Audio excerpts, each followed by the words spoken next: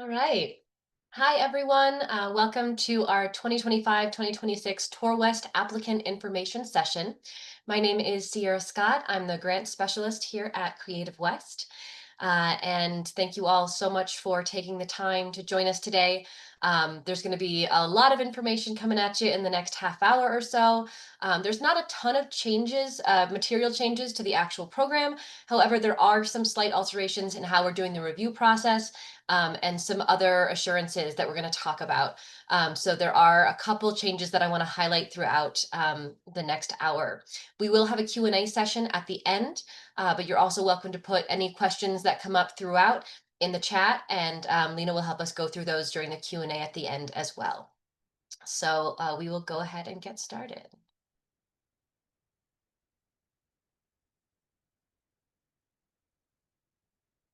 Okay. Like I said, my name is Sierra Scott. I'm joined by Marcelina Ramirez. I can introduce herself.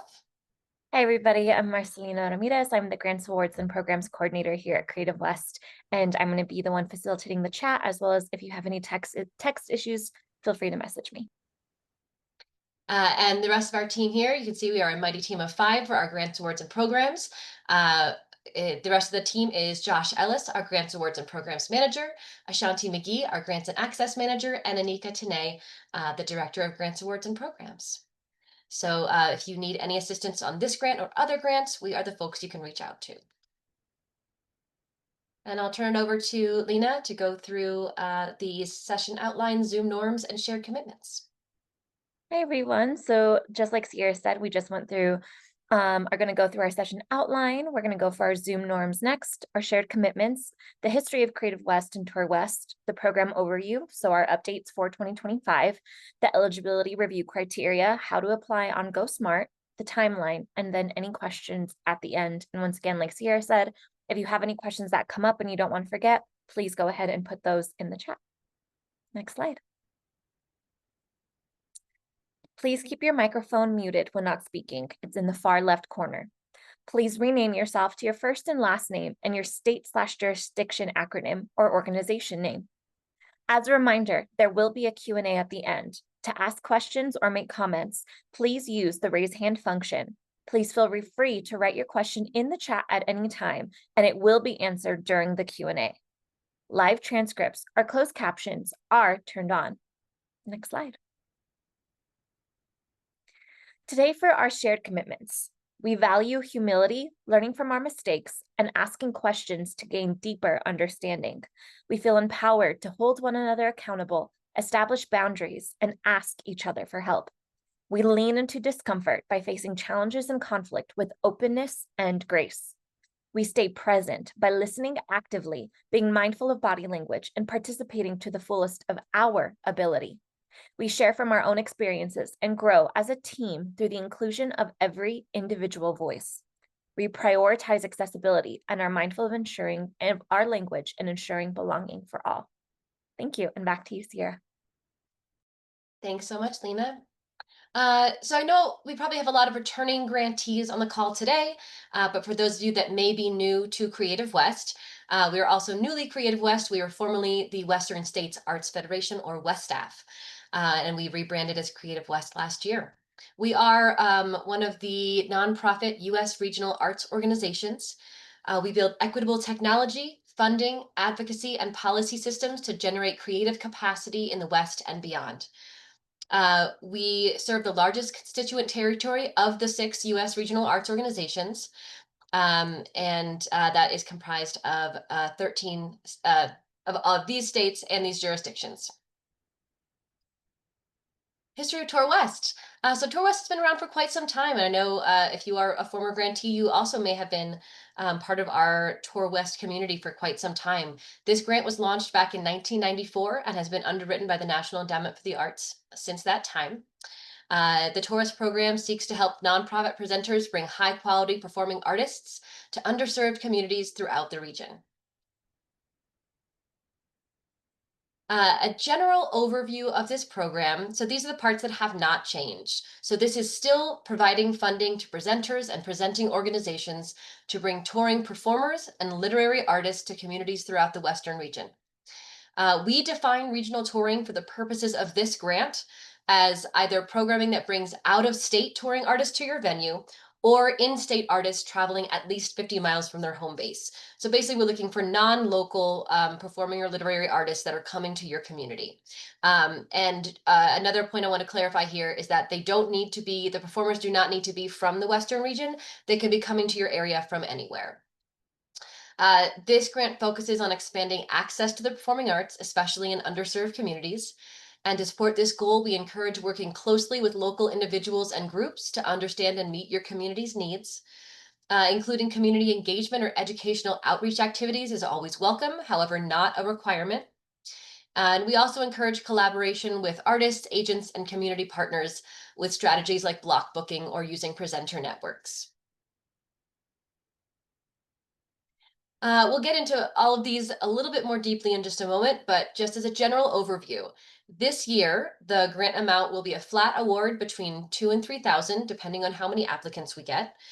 There is still a one-to-one cash match that's required, and I'll talk a little bit more about that flat award in just a moment when we go through the updates.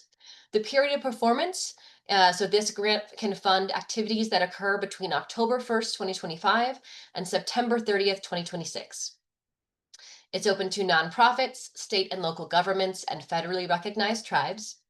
The applications are open now, and the deadline for applications is September 15th.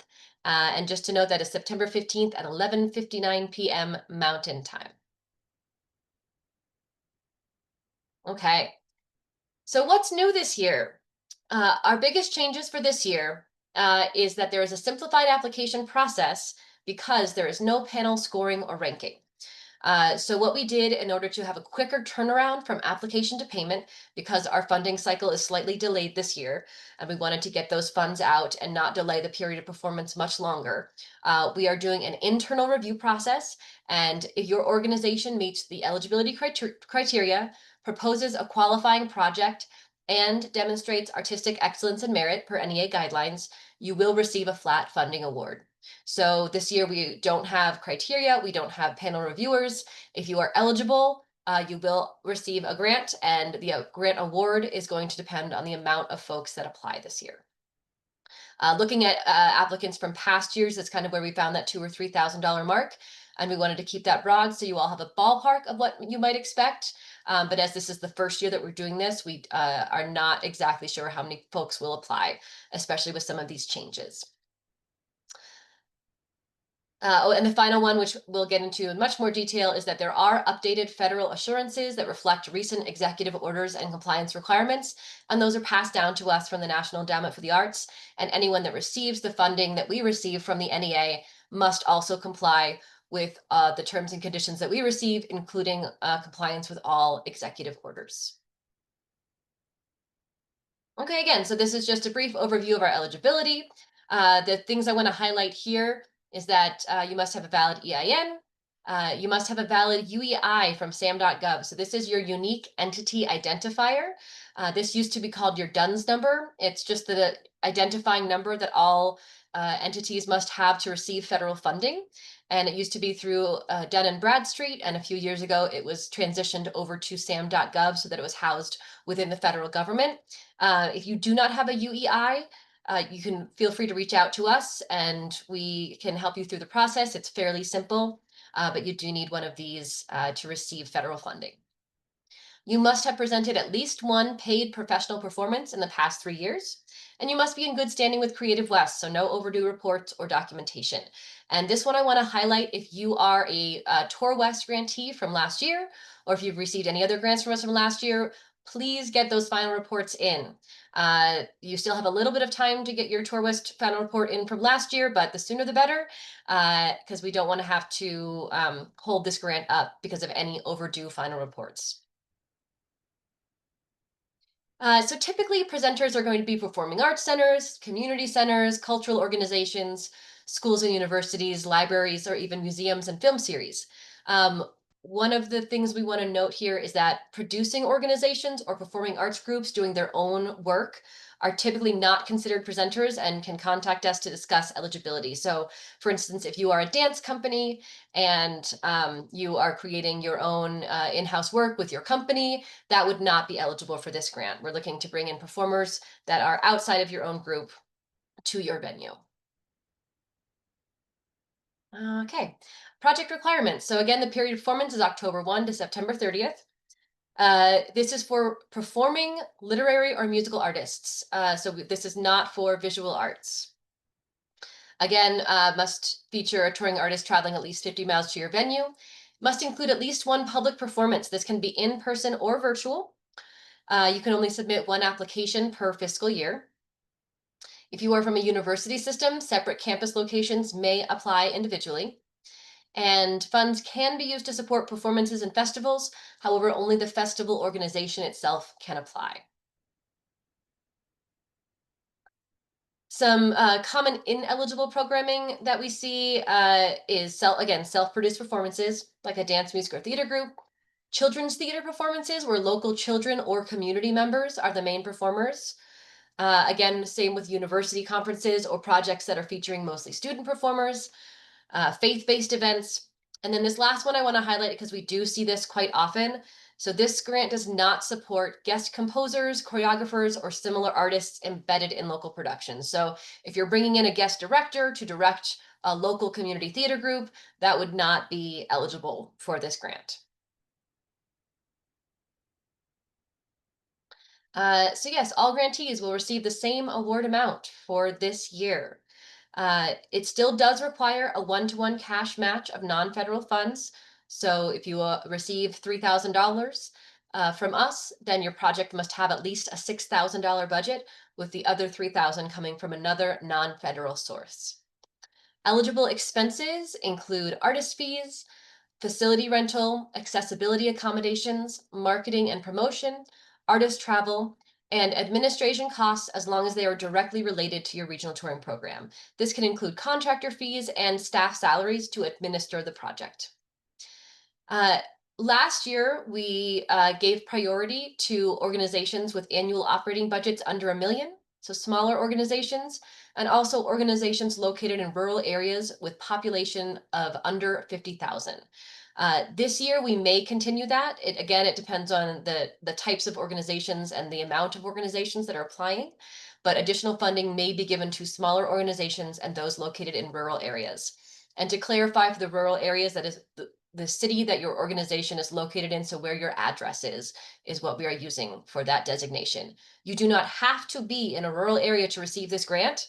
You just may receive additional funding if you are. And I just want to highlight here also some unallowable expenses. General operating support or indirect costs are not allowable for this grant. Social activities such as receptions, parties, or galas are not eligible, and construction or renovation of facilities is not eligible. And we do disperse 100% of the funds in advance when we receive the signed grant agreement, but we do require documentation in the form of receipts or signed invoices, things like that. So we do require documentation of both the grant and the matching funds in your final report. Okay. Just a brief overview of our application timeline. Again, we went over the open and deadline before. We will be reviewing all of these again internally, but we do hope to get those award notifications out in October. So we're trying to do a quick turnaround here, and bear with us. We'll hope to get those out early October if at all possible, and then get those funds dispersed ASAP. So as soon as we get those required documents back. Okay. So the first few reporting requirements are the same as past years. You must acknowledge support from Creative West and the NEA by putting the verbiage on any marketing or promotional materials related to the project, acknowledging that the project was supported by Creative West and the National Endowment for the Arts. You can also use our logos, which are located on our website.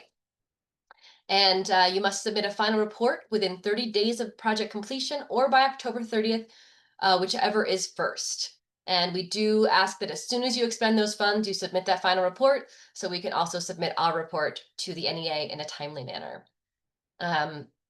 Any federal grant related support documentation must be kept on file for 3 years from the date of the submission of your final report. And then we have a new capacity building workshop series that we launched last year that we're really excited to be able to continue this year.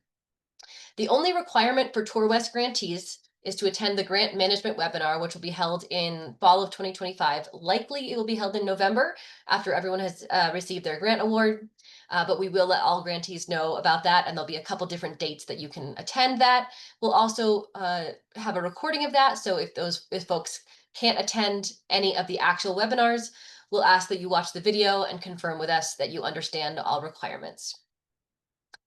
We also encourage grantees to participate in one of our other free capacity building workshops throughout the grant year. Last year, these were held on grant writing, community outreach, board building. They were really wonderful webinars that really spoke to the needs of our nonprofit organizations throughout our region. All right, federal assurances. So this is a biggie that we want to make sure that everyone is aware of. All federal requirements flow down to the subrecipients of federal funds. So this is including all policies outlined in Appendix A. So Appendix A, I don't need to go too much into here. This is something that has been the same year over year. If you were a past TourWest grantee, this was what was in your grant agreement prior. So there's nothing terribly new in Appendix A. However, there is a link to that in the application, so you can review everything in there. But what we want to highlight here is that you also must comply with all applicable executive orders, including Executive Order number 14173, ending illegal discrimination and restoring merit-based opportunity. So all grantees must certify that they do not operate any programs promoting diversity, equity, and inclusion that violate any applicable federal anti-discrimination laws. And that last bit, I think, is the most important. And I want to go over that a little bit here. So the National Endowment for the Arts has a compliance FAQ that is also linked in the application. So when you click that you understand and accept these assurances, you can click into this FAQ and read everything that the NEA has provided. So specifically in that FAQ, they have stated that you can operate programs that promote DEI, provided that those programs do not violate federal anti-discrimination laws. So applicants may not intentionally discriminate on the basis of race, color, or national origin in their programs or activities. And that is for any activities, not just the activities that are funded by this grant. And we've gotten a lot of questions about this this week. So how do I know if a program I'm running that violates these laws? And our best advice is that we cannot provide legal counsel to you, but we do encourage you to refer to your own private counsel. And we know that the new assurances and federal compliance requirements can feel complex and maybe challenging to navigate. And while we can't give legal advice, and we encourage you to check with your own legal counsel about these executive orders, what we do want to make sure that to impart to you today is that we at Creative West are here to support you throughout the application process and to provide or connect you with the resources to help you all navigate these laws as we are also navigating them. So please feel free to reach out during our office hours or contact us by phone or email with any questions, and we're happy to help and guide you along the way as best we can. Okay. So the application was streamlined this year. Again, because we weren't doing a big review panel, we were able to really pare down what we were asking to get only what we needed for the internal review process. So hopefully this will make all of your lives easier as well. So this is the only application questions you'll be asked. Provide a brief overview of your planned regional touring season, including confirmed or proposed artists, groups, and dates. And this is broad. You can copy and paste if you have a list of your season. Copy and paste the artists and the dates, that is fine. We don't need a big flowery narrative here. We really just want to know that you are bringing in performers that are eligible for this grant. The next question is where you can get a little more in detail about these groups. So we're going to ask you to upload bios or descriptive information for up to 3 artists or groups that are part of your season. If your artists are not confirmed yet, you can upload bios for proposed artists. We'll ask how you're going to make your regional touring program, or how your regional touring program engages underserved communities whose access to the arts has been limited by factors such as geography, ethnicity, economic status, and/or disability. And that is the NEA's definition of underserved communities. We'll ask how you will ensure accessibilities for individuals with disabilities. And this is a federal requirement that all federally funded activities must be accessible for individuals with disabilities. Examples can include ASL interpretation, large print materials, assistive listening devices, or using targeted outreach or marketing strategies. And then we'll ask if you are located in a rural area. So again, this is population under 50,000, and what your organization's annual operating budget was, so that we know if you fit in those categories. Again, that is for internal use only, and that is not going to be part of the actual review. And then this year, and I'll show you this in the actual application, which I'll jump into in just a moment on GoSmart. But because you won't know what your grant amount will be, we can't ask for a full budget at this stage. So we'll just be asking which eligible expense categories you plan to use the funds for. And then if you are selected for funding, you'll be required to submit a final project budget detailing how those awarded grant funds will be allocated across these expense categories. And that'll be in a really easy fillable PDF that's part of your award packet. Okay, how to apply. So I'm going to pause this screen share and jump directly into GoSmart and just do a quick overview of what you can expect to see once you're in the system.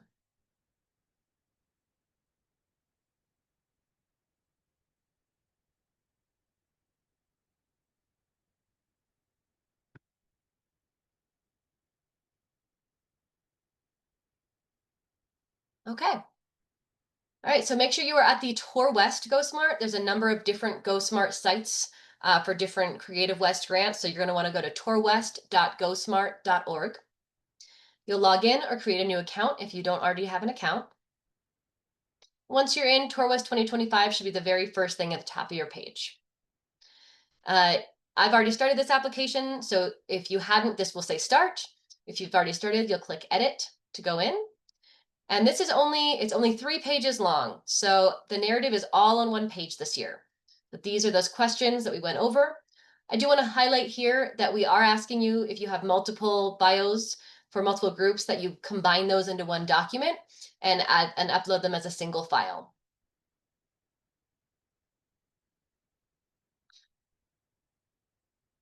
This is the section where you'll select which expense categories you plan to use the funds on.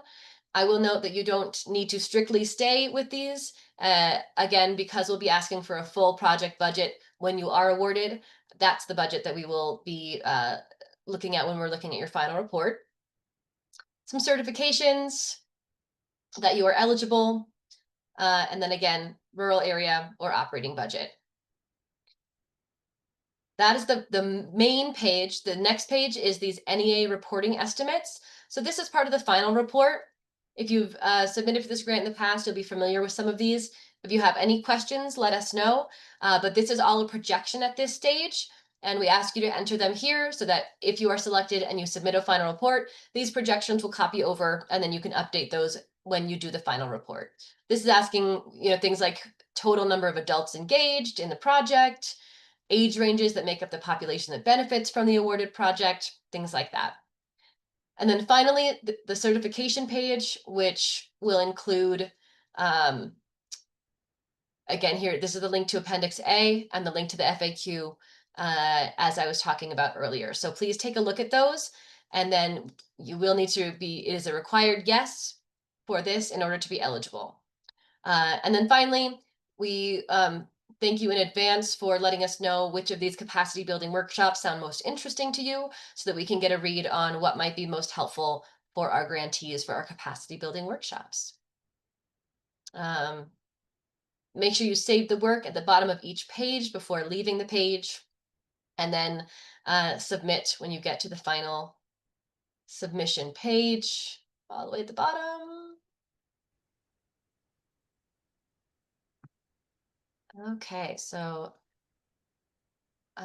wrapping up here. Again, we are recommending, if you have any questions about the federal compliance or assurances, to to consult your legal counsel. And I know, especially for some of the smaller organizations, that might not be an option. So we just wanted to highlight a couple of our resources that we have. We have this Creative West Action Center, which gives additional guidance on the executive orders, resources for nonprofit risk assessment, and some additional legal resources. So this is a really great resource to check out. And we also have volunteer lawyers and accountants for the arts. This is an external resource that is not a partner with us, but it is a great resource, especially in certain areas. Typically, this is separated through different areas of the US, so you can find your local volunteer lawyers and accountants for the arts and contact them if you need any additional assistance. And then, of course, we are also here to help support you throughout the process. Like I said during the Q&A, TourWest at, oh, it's TourWest at wearecreativewest.org. So make sure you put in that wearecreativewest.org. And then we also are going to be having office hours, which are going to be Tuesdays from 11 to 12 and Wednesdays from 7 to 8. And there'll be a link to those on GoSmart and also on our Creative West website. But if those office hours don't work for you, we can always set up something outside of those, and you can contact us via email for any other questions.